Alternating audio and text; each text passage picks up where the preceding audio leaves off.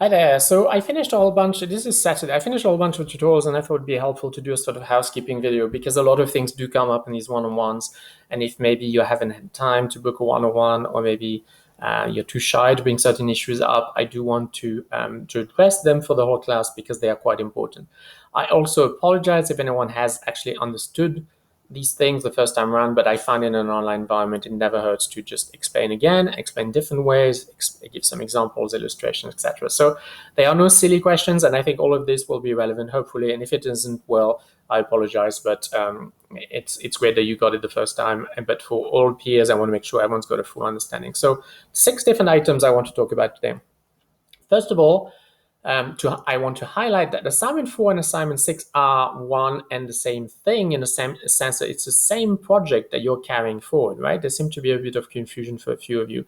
So assignment 4, you've found your project, your case study, you've got basic information in terms of secondary data, and you're going to basically share it with the class and with myself so that we know what everyone else is working on. So assignment 4 is going to be just a 10-minute presentation. You're going to explain what you found, what you're going to be working on, what information you found, and why you think the project that you found is actually falls within critical pedagogy. So very, very straightforward. But it's the same case study that then you work with basically for the rest of your course. So you're taking that on to assignment 6, and you're basically then actually carrying out a proper analysis using the literature, using all the concepts that we develop in the course to really then justify your end analysis as to whether once you've done the analysis, is it definitely critical pedagogy or is it not? And for what reason? Now, whether you decide that it is or it isn't really the main point. For me, what's important is the justification, the reflection, the use of literature that you're going to do in assessing that project and coming up to a final decision. To be honest, at the end of 6, you're probably going to realize, and you're starting to realize now, that pure critical pedagogy doesn't really exist anyway. We're somewhere on a spectrum. So what you're likely to argue is that to some extent it is, to some extent it isn't aligned with the literature. And you will be able to detail for me and your peers what makes it definitely aligned with critical pedagogy and what makes it not so aligned with critical pedagogy. That was the first point, just needed a clarification there. Now, in terms of choosing your assignment 4, I've said it, but I'll say it again. Some mistakes I'm seeing at the moment, it's not thematic, right? So you may have someone who says, I'm interested in restorative justice. Well, that's great. That's your starting point, but that's not your project. It cannot be thematic. It's not about that. It's about showing me an example in the real world where critical pedagogy has been put into place. Now, it might be in terms of restorative justice, but you need to actually find an example, a real world example where that has actually occurred. So you probably need, as you're starting to look for your example, to actually decide what am I going to focus on, because you've seen that critical pedagogy really reflects the whole array of minorities that we might be concerned with. So am I more focused on disability? Am I more focused on race? Am I more focused on indigenous communities? Am I focused on gender, on sexual orientation, on socioeconomic challenges? That's probably your starting point, right? Because these projects are going to be focused probably on one of these dimensions. The second point is it really has to have taken place. So it's not good enough that you have, for example, one side a student who dug up an action plan, right? This is what we would like to do in this school, but that's not what we need, because you're going to find it hard to analyze that because it didn't actually take place. We want to analyze it in the facts, in context. It shouldn't be a thematic piece about restorative justice, using the same article, restorative justice in all of these different environments, because that's scattered. You're not going to be able to analyze that. It's not one case study, that's multiple case study. So you really need to definitely take a theme as a starting point, but then actually work your way to showing me and finding an example of a school or post-secondary education, or maybe an educational program that runs in parallel to a school that has actually implemented a critical pedagogy approach to address your theme or your problem. Okay. Again, I will say I would advise you not to start from a journal article, because for 3 reasons. First of all, because you have an analysis that's offered to you in the journal article, and it's likely to taint your views. You're only working from that, so you're not even working from secondary data. You're working from tertiary data. You're working from the analysis on secondary data of someone who's not you. So yours is going to get very remote from the project itself. The second reason why I don't advise it is because In terms of ethics, we tend to want to protect the institutions that we actually write on. So likelihood is if you find a journal article, it's not actually going to tell you where this project is and which school it was or where it was located. It's going to try and give you as minimal detail as possible for the respect of privacy and confidentiality. So that's going to be a problem to you actually finding information that maybe you could have accessed. And the third is that really, I talked about the journal's position, sort of tainting your views, but it's also tainting your views in terms of what information is relevant to you. Because if you don't use a journal article and you find a website directly about the project or about the school, and maybe some testimonials, maybe some news pieces that you've been able to find on the web, you're probably going to have a lot more details there to create a comprehensive view of what that project was actually trying to do. And that will actually give you a lot more room for your analysis and finding the pros and cons. To what extent is it critical pedagogy? To what extent are there limitations, and is it maybe not? So for all of these three reasons, I really don't encourage the journal approach. You're going to be much better off actually finding just a trace on the internet, right? A trace. Oh, here it is, or here where it was, and I'm finding information around it on the net. In terms of practice, how to get to it. I think, first of all, when you do your searches, don't use the term critical pedagogy. You see how difficult it is as a concept. So a lot of people who talk to the public, so if it's a project talking to the public, to the community, to the parents, they may not use that word because it really doesn't mean anything to someone who is not taking a course like you're doing at graduate level. So instead, they're probably going to be talking about empowerment, about marginalization, about oppression, about student voice, about student identity, about transformative action you might find, certainly about action, about power dynamics and unjust power dynamics. Those are terms that are more likely to be used in the information itself than critical pedagogy itself. The best experiences I've had from students is, students who are patient and take the time, couple of evenings when the kids are in bed, a glass of wine, and you browse. You're probably going to do a lot of lateral finding, right? You find something, it's not quite that, but it refers to something else. Okay, and then you go on the sort of rabbit hole, and then you go there, but suddenly that's not quite it yet, and then eventually you hit another reference to something else where it's compared to it, or etc. And then suddenly you find yourself either with a project, or maybe you're going to hit a website that lists different projects that fit this bill. And that's usually how you encounter it, and then sort of have your example in your case study. What you need to do before you move on to assignment 4 is just check that you're able to collect enough information to be able to write your analysis. Now, you don't need a vast amount. If there's a little trace website that discusses the project, I say trace because often you're going to find projects that no longer exist, and that's totally fine. They don't need to be in existence now, but you need to at least find a trace on the internet that maybe is a defunct website, something that's still up, that's going to give you some examples as to what's been done, why it's been done, where it's been done, who did it, etc. So I tend to always come back to these three questions. Who did this? Where did they do it? When did they do it? If you're not able to answer these three questions, you're probably too abstract. You're probably thinking about this in a thematic way. No, it's got to be a practical example of this being done in the real world. Now, if you ask me why I've built the course in this way, I know it's difficult. I know it's hard. This is the hard bit of the course. But trust me, I can talk for 12 units about critical pedagogy, and we can do readings. It's not going to give you a feeling of what it's actually about, because it can be over-conceptual, over-theoretical, and then you will leave with some beautiful sentence in your head, but you will have no more understanding in tangible terms of what this actually looks like in action. Now, we've seen that critical pedagogy is about action. It's not about words. So you need to have the ability to actually be able to recognize it when you see it, and to not necessarily just hear about it in textbooks and journal articles.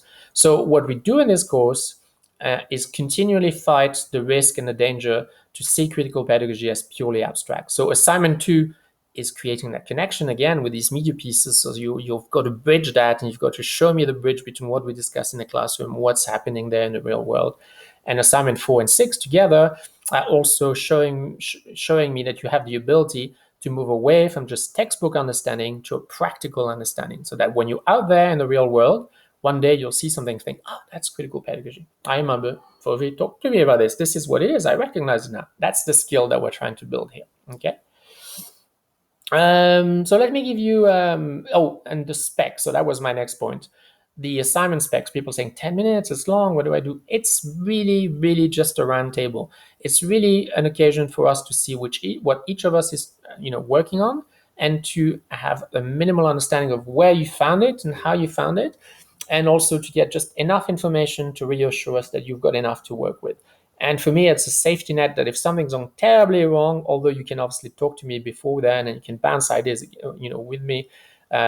If really all goes wrong, it's only 10% of your mark. And so it's not a complete catastrophe. So I've created that as a safety net so that we don't have surprises when we get to assignment 6. So even, and it doesn't happen, but even if you were completely off tangent, you would have the opportunity there to reconsider your choice and understand that you're completely off tangent and only risk 10% of your mark.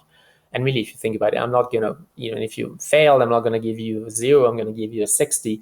So you've really lost 4 marks out of your 100, right? So you're not a big deal, and it really never happens. It's just a safety net, though, because otherwise there could be catastrophes if people, misunderstood or were too quick and got to assignment 6 and then wrote a paper on something that's not suitable. So the discussion, really, the roundtable, it's by the end of next week. So by the end of next Sunday, it's just to post a 10-minute. It can be a podcast, can be a video, can be a PowerPoint with video. I'd like to hear you. It probably is good if there's voice somewhere there, where you explain exactly that, what you found, where it was done, who led it, if you have that information, where it happened, and why, what it involved, and why you think it's critical pedagogy. Now, as I've said, at this stage, you don't need to make a convincing argument. You just need to make what I would call a prima facie argument. On the face of it, it looks like. In assignment 6, you will then justify and argue, etc., and use the literature to really weigh your arguments in terms of saying it is or it isn't. But in 6, it just has to, in 4, it has to look like it. Okay. Let me give you an example, because I think for people it helps when you have a practical example. Now, I don't want to, use an attractive example that then you're unable to use. That would be a pity. So I've decided I would use an example that's a little older than you'll not like it to consider, and that would still give you an example. You've got 2 media pieces on Summerhill. So Summerhill was a school in the UK that was created by a guy called Neil, and they were doing stuff that looks a lot like critical pedagogy. So if I chose Summerhill as my example, it would be, yes, this is a school that did critical pedagogy. In assignment 4, I would say, right, so I'm going to talk about Summerhill. Summerhill is this school that started in the UK in the years, I can't know to date, but 1930s or something like that. It was done by Neil, okay, and I would talk a little bit about Neil. This is the guy that really coordinated and founded all this. Then what did they do at Summerhill? Well, it was this crazy idea of a school that has absolutely no rules. So the students actually are not forced to do anything. It is based on the notion that if we give them ultimate freedom, they can decide what actually appeals to them and what they want to work on. So why do I think it's critical pedagogy? Well, because it gives enormous amount of room to students' voice and identity. The students have no choice. They have to develop identity and a voice, because they are the center of the whole equation. They decide what classes they go to, or if they go to classes. It empowers them, makes them sort of expert on their own their own learning, connects with their lived experience. You can go to class that relate to you and to what matters to your own lived experience, etc. And it looks like it's critical pedagogy. And that would probably be about it for assignment 4. Now in assignment 6, I would go into depth and I would say, right, now looking at the literature, yes, it ticks the box for voice. Yes, it ticks the box for identity. Yes, it ticks the box for for affiliation and community, because these are kids living in a boarding school, so they live together and all of them have the same feeling. It's actually created an incredible alumni that's extremely powerful. That was demonstrated because in the 80s, when the government and Ofsted, the regulatory authority, tried to close it, it in fact, became literally a parliamentary lobby of these alumni saying, this is a very important school. We don't want this ever closed. So I would go on and explain all the positive reasons why I think it is critical pedagogy. I would be relating back to some of the text that we've seen about voice, about identity, etc. And then I would probably have a second part, a critical part, saying, okay, this is all very well, but it is a school that was always fee-based, right? So this was not a public school. This was a school where students had to pay to attend. It drew from a clientele of parents who have typically been from the liberal arts in the UK. So lots of children's of authors and playwrights and actors, etc. And you have got to question that obviously there's a lot of allegiance and a lot of loyalty from these parents to Summerhill, but you've got to really critique and assess to what extent was the school responsible for creating that sort of empowerment and voice, or did these kids come from essentially privileged schools where they already were given voice and power, and this was informed parents who were choosing a school that echoed the values of home, etc. I'd say, Summerhill, in my exploration of Summerhill, had some inherent contradiction. Neil was a homophobe, right? So kids had all freedom except the freedom to express, sort of homosexual, queer feelings. Is it really a critical pedagogy environment if that is a sin and the rest you're totally free to do with? I would bring in the other snippet of information there where you saw the guy who was nicknamed Freer because he was one of the students who never went to school. So he attended Summerhill and never actually went to a single school. Now, there's a lot of debate. If we're in face-to-face class, we'd probably be able to have some really lively debate about the value of that clip. And there's definitely dissent there as to whether this is good or bad. It's bad. I mean, he was never learned to read, etc. He had to learn to read after he left school.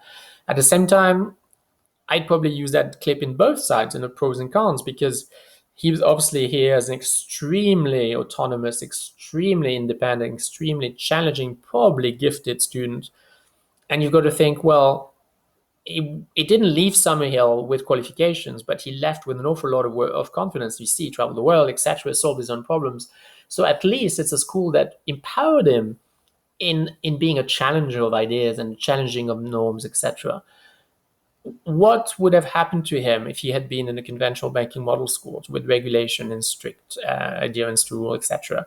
What would have been the result of that boy's adolescence and adulthood, young adulthood? And that would be an argument for saying this is still very much a critical pedagogy argument. Anyway, you see, obviously, it's going to be the same for all of your papers. You're never going to be able to say, yes, this is completely critical pedagogy, or this isn't.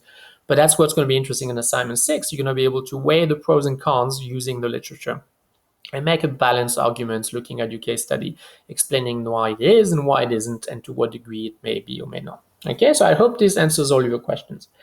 Okay, the 5th point was assignment 2. So I still have a lot of students who are very worried about assignment 2. Don't forget that assignment 2 is only assessed at the end. At the end, in unit 12, there will be a forum where it is your Dropbox for assignment 2. So you will pick the 3 pieces that you want me to assess, which means that this is a completely free and playful environment, because you can comment on as many of them, you can make as many mistakes as you want. You will get some feedback from me along the way. I'm not stopping conversations at the moment, but eventually I'll step in, give it the feedback. But at the end, you can choose what you want to assess. So either you write 3 new, fresh pieces, or use something that you've already done as it is, or use something that you've already done and you tweak it and edit it and add to it maybe towards the end, and then submit that. So really, the lesson from this is that for assignment 2, just have fun. Try and engage with as many of the media pieces. Trust me, they all have some interesting aspects, and they all relate back to a lot of the course details. And that's what basically a critical response is. You are trying to show me a bridge, a connection between what is discussed there and how does it connect to some of the concepts that we discuss in this course, right? Because again, the danger in this course is that we remain conceptual and just textbook based. Here we are constantly every week creating a bridge back to the world around us and some of the events that are discussed on a daily basis in our society. So you are showing me that bridge. You're explicitly drawing to my attention some of the connection between the media piece as you read it and how you respond to it, and the course contents and the key concepts that we see in the course. But again, enjoy it, have fun, because at the end, you are the judge. You filter the 3 that you want me to assess. So it's almost a no-risk exercise where you can contribute as much as you want, respond to each other, engage in dialogue, and at the end, you choose what's assessed. Now, this leads me to the last one, which is activities. It's a bit weak at the moment in terms of volume on the forums. And I know that it's because I'm not assessing them. But really, I don't want to assess them because it's supposed to be your learning space. You are learning from these activities.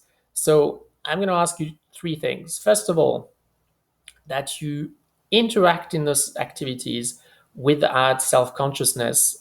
It's unique to be able to create activities and learning activities where you're not constantly jumping straight from entry into the course to assessment, which I find really problematic because if we don't have spaces to teach you things before we assess you, the whole system is wonky. And this course is about actually addressing challenges in power dynamics, etc. Well, that's the first one we need to address, right? The fact that really in higher education, we are now creating courses where we literally take you from entry point reading, boom, straight to assessment. No, there needs to be learning there. There needs to be learning activity. There needs to be space where you have the freedom and flexibility to engage with the concepts, make mistake, hit dead end, take wrong turns, and you learn from each other, you learn from interaction with me, and then you get it right. That's what these activities are for. So, in the spirit of critical pedagogy, do go on board there and have fun with them because that's part of a wider, not just reading about critical pedagogy, but challenging the system as it is a little bit. And we are challenging the system by doing that. If we can create those spaces where you can experiment and learn freely without fear of assessment.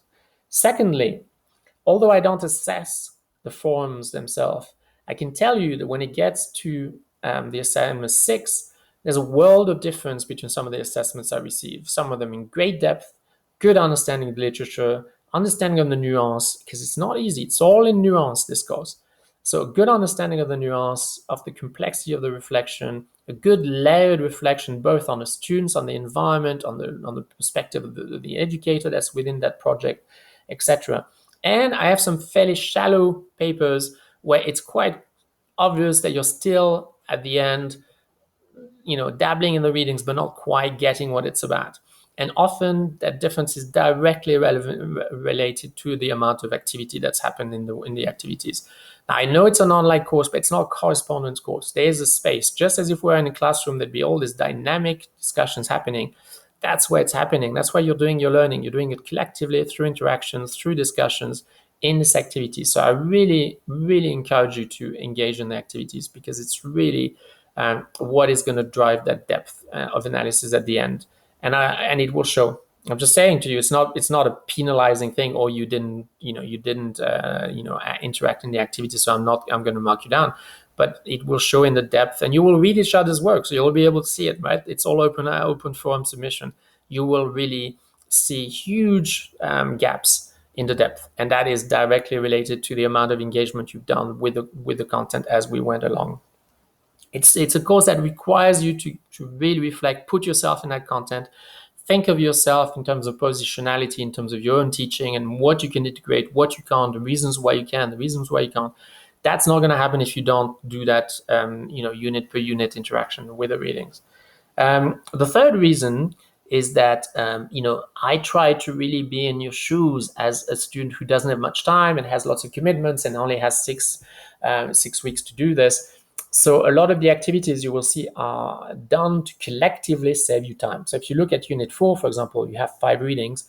Well, with Assignment 5, each of you read 1 reading, but you are getting that feedback. You're getting enough information about the other 4 papers that you might be able to use them in your Assignment 6 and come back to them and use them, right? So you're getting a detailed intro without reading the paper.